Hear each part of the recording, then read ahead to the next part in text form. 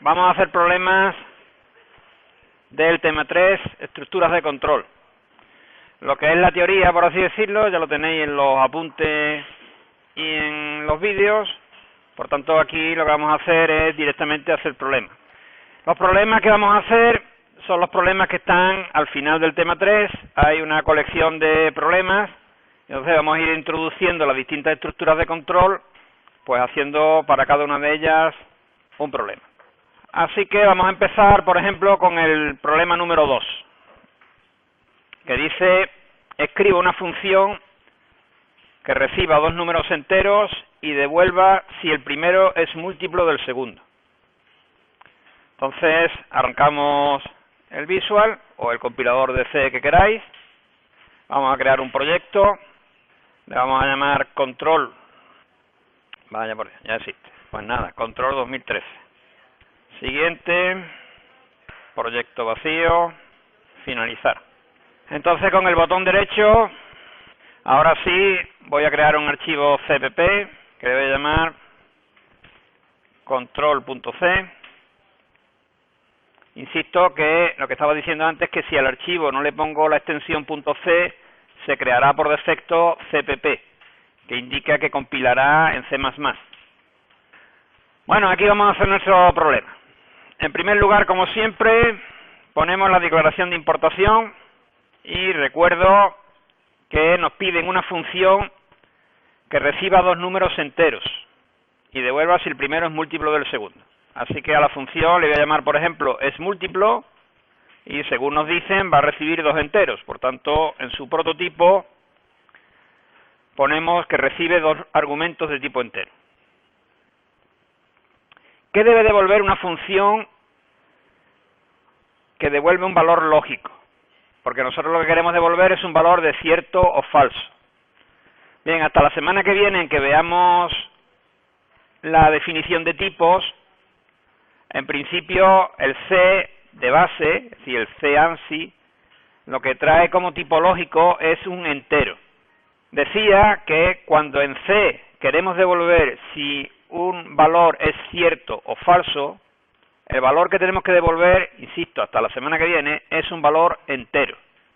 Por tanto, la función es múltiplo devolverá un valor entero. Este valor entero será 1 si efectivamente los dos enteros son uno múltiplo del otro, y devolverá 0 en caso contrario. La función es múltiplo devolverá un entero. Dejamos el sitio para el programa principal, que después rellenaremos, y vamos directamente a construir la función.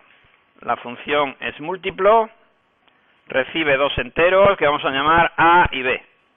Recuerdo el enunciado de nuevo. Dice el enunciado: devuelve si el primero es múltiplo del segundo.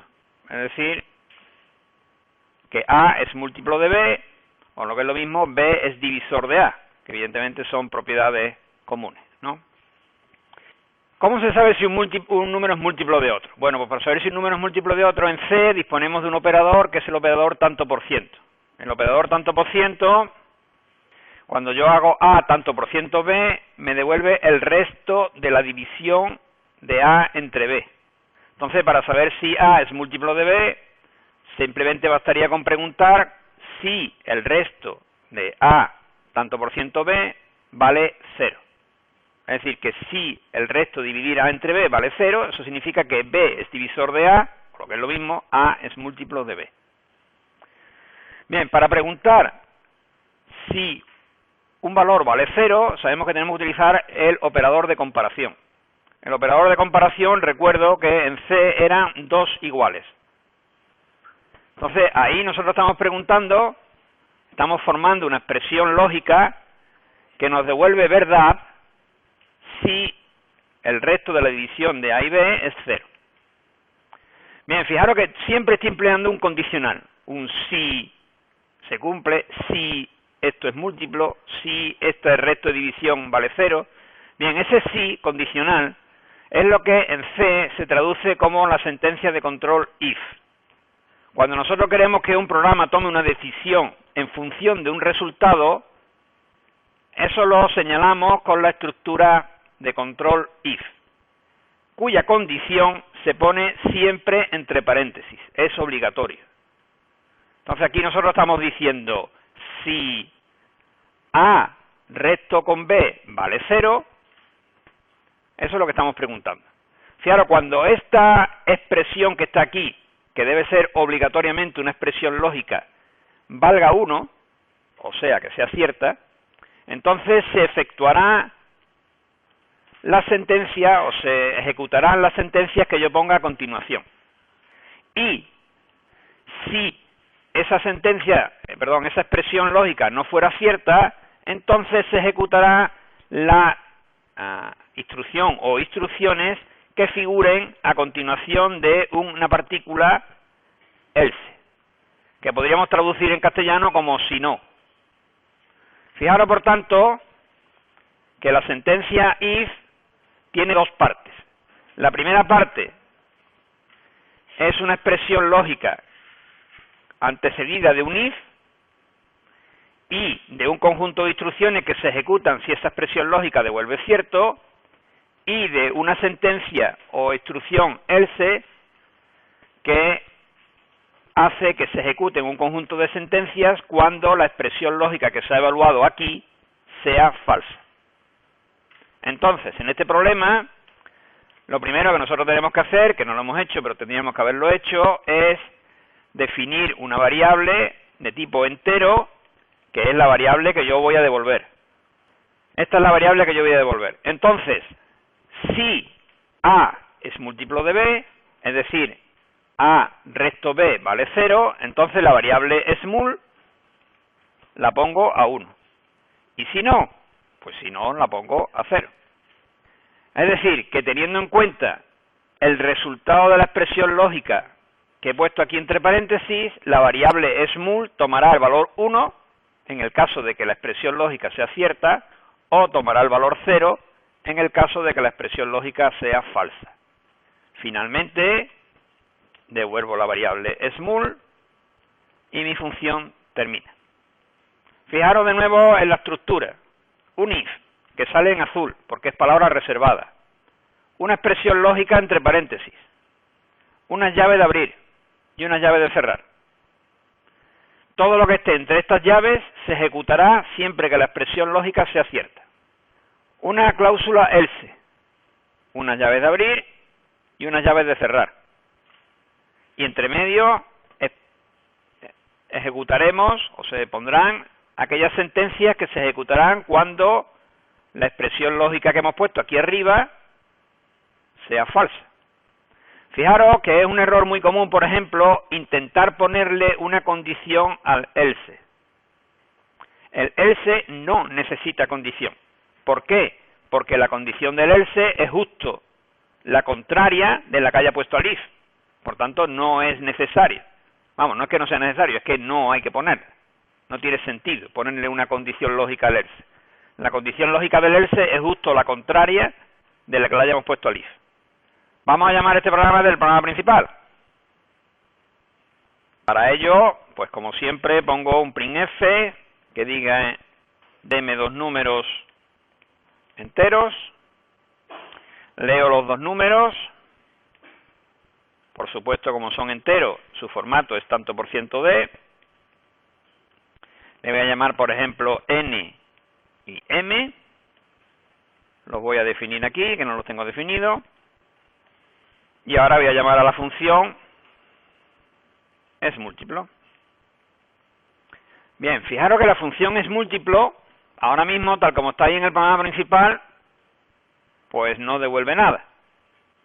Tengo que hacer que devuelva algo, porque claro, el valor que devuelve es un valor de un entero que vale 1 si es múltiplo y de 0 si no lo es. Entonces, ¿qué puedo hacer yo con la función esta que me devuelve un valor lógico de 1 o de 0? Pues lo que puedo hacer es invocarla dentro de una sentencia if también.